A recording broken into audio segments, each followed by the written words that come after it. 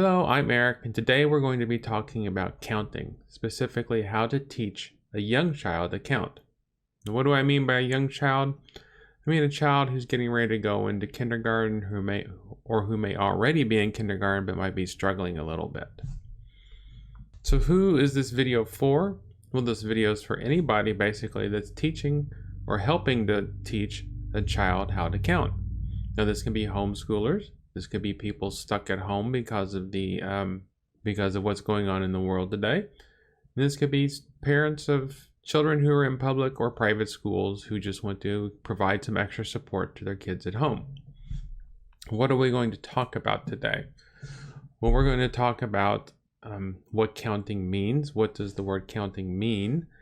Some common errors that your kids may make when they're learning to count, when they're just starting out. And I'm going to show you some teaching methods that you can use at home to help teach them how to count and to help them practice how to count. Because like any other skill that we learn, the more we practice, the better we get at it. So what is counting? What does the word counting mean? Well, I can give you the mile-long math definition of counting, but essentially counting is just looking at a group of objects and figuring out how many of those objects there are. So like in this instance, we have all this olive oil over here. If we needed to know how many bottles of olive oil that we have, we would count them. It's basically all it is, looking at a group of items and figuring out how many you have. Or I could get really ambitious and say, how many groceries do I have?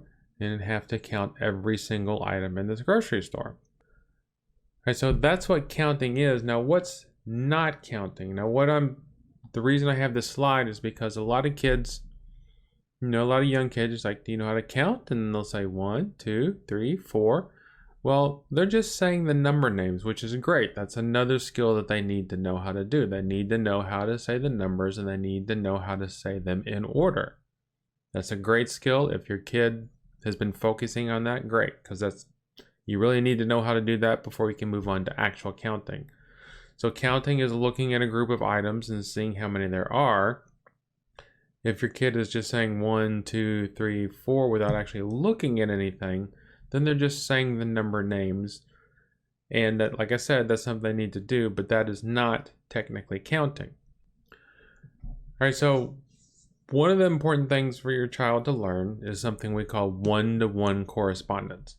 Now, one-to-one correspondence means that when you're counting something, when you're counting a group of items, you count each item in that group only one time. Okay?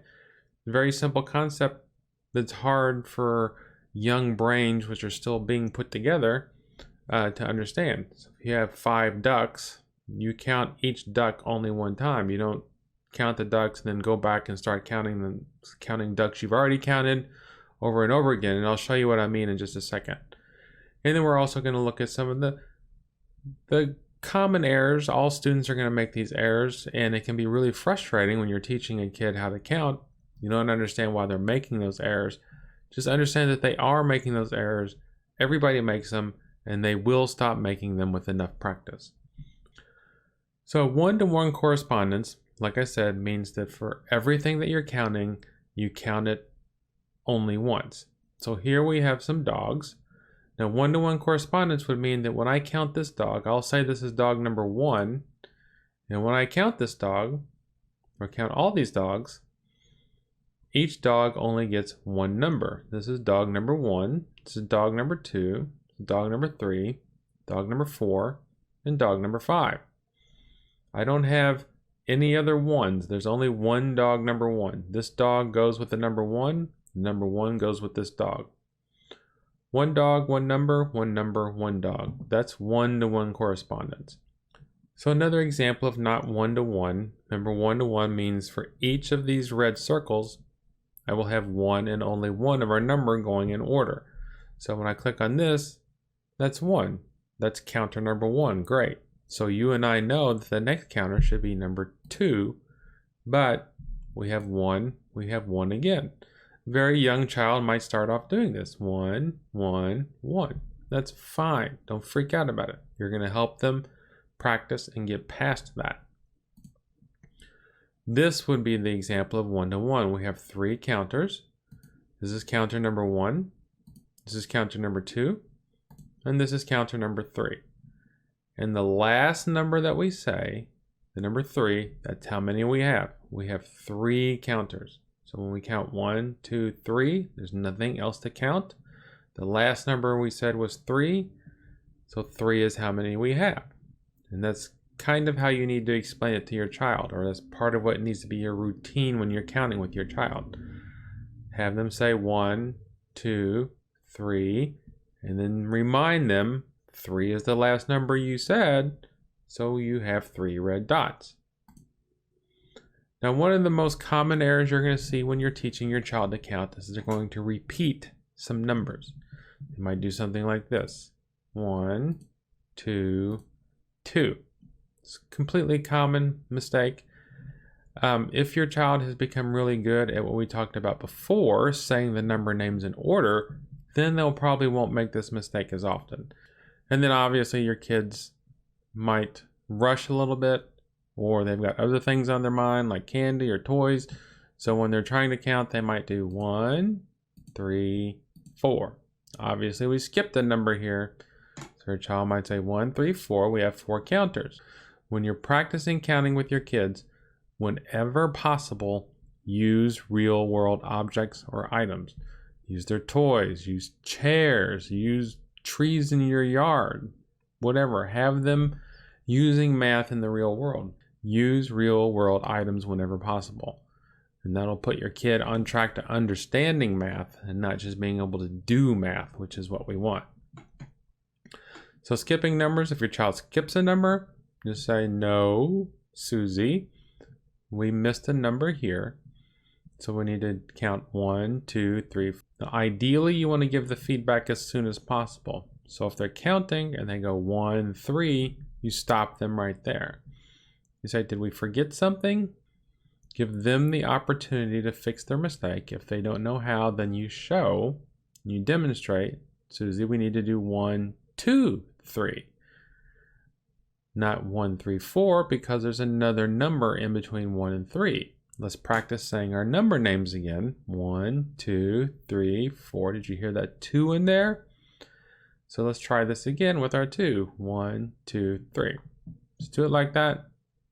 You don't have to do this for hours a day. This is something you want to do, 10 minutes a day. Counting to 6. 1, 2, 3, 4, 5, 6. You would tell the child 6 is the last number that we count, that we said. So that's how many of these red dots we have. And if you need to, the first few times that you do this, you might need to take your hand and put it on the child's hand and then guide his finger as they count each item. Especially for younger kids, 4 years old, you might need to do this. Put your hand on their hand and guide their finger to each item and say the numbers with them. Practice together. Do not give your child a bunch of stuff and say, oh, count these. I'm going to go call Aunt Boo Boo.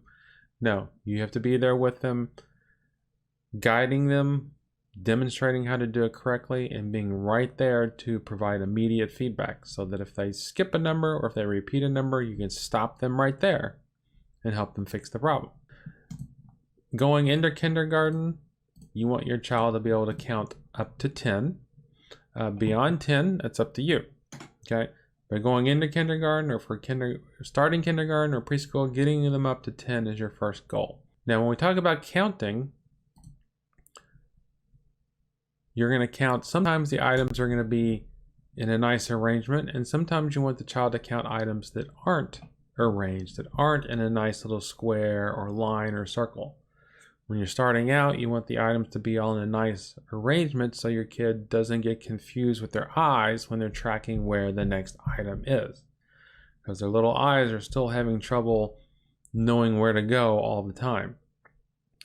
But you do need to start practicing and helping them develop the skill to be able to count items that aren't in a nice little line. Like here we have 1, 2, and then our 3 is all the way up here.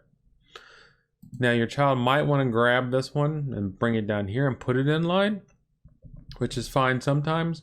You also need to make sure they're getting plenty of practice doing it without putting them in order. Leave the 3 up there at least a few times and really make them count while they're not in order.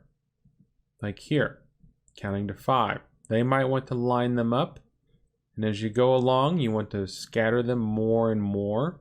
Starting out, you might just have 1, 2, 3, 4, and then have the 5 up here. You want to do this all the way up to 10. We're going to just do up to 8. 1, 2, 3, 4. Remember, when you're starting off, you can have your hand on their hand guiding. Important thing is to remember that they count each item only once, and that they don't go back up here after they count to 6. You gotta make sure they don't go back up here and then over here, and then 8. Now, as far as writing the names of the numbers, the written numbers, this is more important than writing the words. Now, you can do this while teaching counting at the same time. Have Johnny count 1, 2, 3, and then help him write the number 3. You can download tracing worksheets off the internet. If you don't feel comfortable teaching handwriting yourself, the worksheets will allow them to trace it. And writing these numbers is a very good way to practice their fine motor skills too. And that's basically it for this video. Remember, counting is something that's very important, and your child's going to need a lot of practice doing it because it's a brand new concept to them. It's old hat to you. It's something you can do automatically without even thinking about it. But your child hasn't gotten there yet. It's going to take them a long time to get there, but you'll be there with them and you will help them get there. So thank you for watching, and good luck in your homeschooling and your home teaching and your remote learning. And hopefully the world will be back to normal soon. Stay tuned for other videos coming down the line, and I hope to see you soon.